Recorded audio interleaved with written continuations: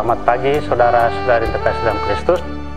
Mari kita mengawali hari baru dengan mendengarkan firman Tuhan yang diambil dari Injil Matius bab 11 ayat 11 sampai dengan 15. Tuhan bersamamu. Inilah Injil Yesus Kristus menurut Matius. Pada suatu hari, Yesus berkata kepada orang banyak, "Aku berkata kepadamu, sesungguhnya di antara mereka yang dilahirkan oleh perempuan, tidak pernah tampil seorang yang lebih besar daripada Yohanes Pembaptis. Namun yang terkecil dalam kerajaan surga lebih besar daripadanya."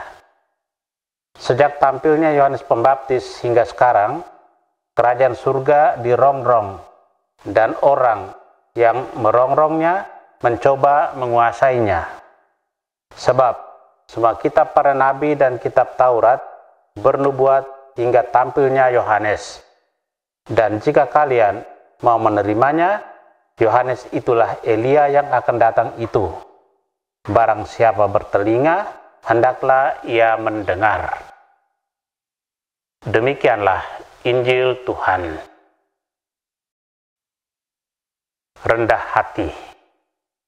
Saudara yang terkasih, kita kenal dua tokoh besar yang tampil menggerakkan proses keselamatan, yaitu Yohanes Pembaptis sebagai perintis dan Yesus sebagai penyelamat.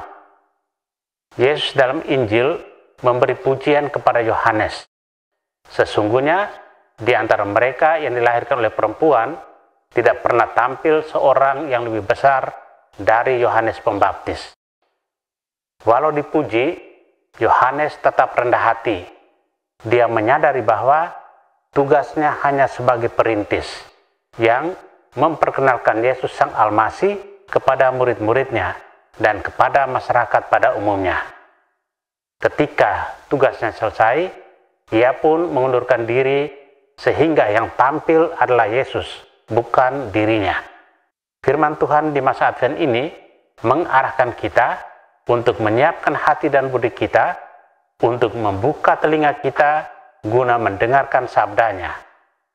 Melalui Yohanes yang menyerukan pertobatan, kita diajak untuk membuka telinga kita untuk mendengarkan seruan pertobatan itu. Kita diajak untuk menyiapkan hati kita menyambut kehadiran Sang Penyelamat. Kita diajak menata hati dan hidup kita.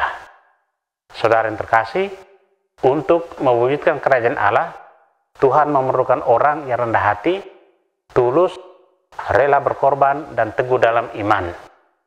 Orang-orang seperti ini selalu menempatkan karya Allah sebagai prioritas hidup. Bagi mereka, yang terpenting adalah tegaknya kerajaan Allah di dunia ini. Dengan makin berpasrah pada Tuhan, kita dibantu untuk lebih rendah hati, tulus, dan teguh dalam iman. Amin.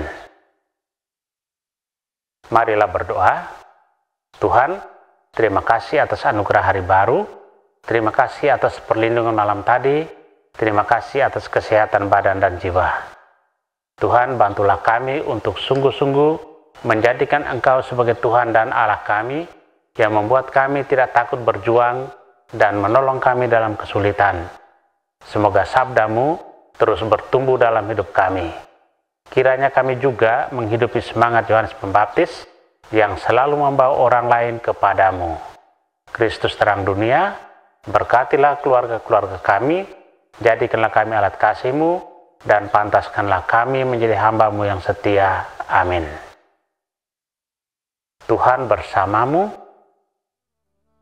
Semoga keluarga kita, orang-orang yang kita kasih dan doakan, seluruh aktivitas kita hari ini dilindungi, dibimbing, dan diberkati oleh Allah yang Maha Kuasa, Bapa dan Putra dan Roh Kudus. Amin.